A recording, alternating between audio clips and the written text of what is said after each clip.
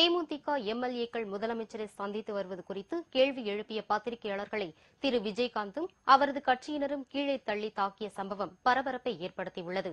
தேமுதிக தலைவர் திரு விஜயகாந்த் இன்று காலை மதுரை செல்வதற்காக சென்னை விமான நிலையத்திற்கு வந்தார்.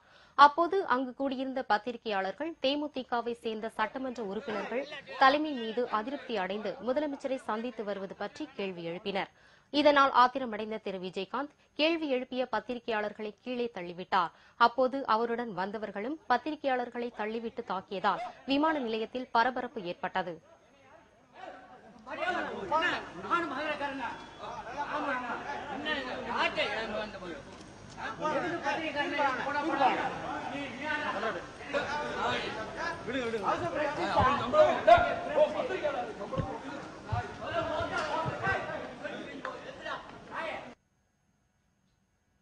இத போட்டுக்கிட்டு நாட்டுல என்ன பிரச்சனை, கரண்ட் இருக்கா அத பேசுவோம், டெங்கு காய்ச்சல் இருக்கா அத பேசுவோம். இல்ல நான் டெங்கு காய்ச்சல் நான் நல்லா உங்ககிட்ட பேசுறதா வந்தேன். இறங்கணும்னு ஒரு பிரச்சனை உருவாக்கும் போது அங்க போய் கேளுங்க.